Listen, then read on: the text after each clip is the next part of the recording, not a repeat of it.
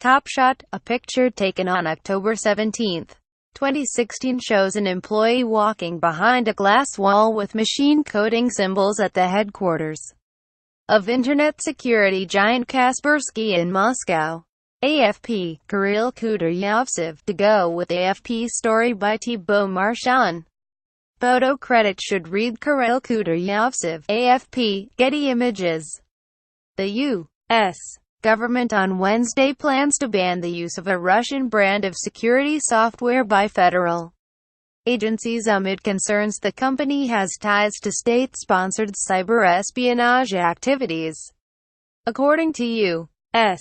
officials, subscribe to the Post-Most newsletter. Today's most popular stories on The Washington Post. Acting Homeland Security Secretary Elaine Duke will order that Kaspersky Lab software be barred from federal government networks while giving agencies a timeline to get rid of it. According to several officials familiar with the plan who are not authorized to speak publicly about it, Duke ordered the scrub on the grounds that the company has connections to the Russian government, and its software poses a security risk. The directive comes months after the Federal General Services Administration, the agency in charge of government purchasing, removed Kaspersky from its list of approved vendors. In doing so, GSA suggested a vulnerability exists in Kaspersky that could give the Kremlin backdoor access to the systems the company protects. In a statement to The Washington Post on Wednesday, the company said, Kaspersky Lab doesn't have inappropriate ties with any government, which is why no credible evidence has been presented publicly by anyone or any organization to back up the false allegations made against the company. The only conclusion seems to be that Kaspersky Lab, a private company, is caught in the middle of a geopolitical fight, and it's being treated unfairly even though the company has never helped, nor will help, any government in the world with its cyber espionage or offensive cyber efforts. Kaspersky Lab has always acknowledged that it provides appropriate products and services to governments around the world to protect those organizations from cyber threats, but it does not have unethical ties or affiliations with any government, including Russia, the firm said. The directive comes in the wake of an unprecedented Russian operation to interfere in the U.S. presidential election that saw Russian spy services hack into the Democratic National Committee and the networks of other political organizations and release damaging information. At least a half-dozen federal agencies run Kaspersky on their networks, the U.S.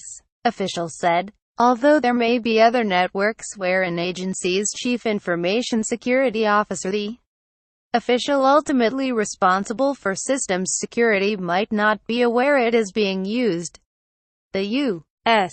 intelligence community has long assessed that Kaspersky has ties to the Russian government, according to officials, who spoke on condition of anonymity to discuss internal deliberations. Its founder, Eugene Kaspersky, graduated from a KGB-supported cryptography school and had worked in Russian military intelligence.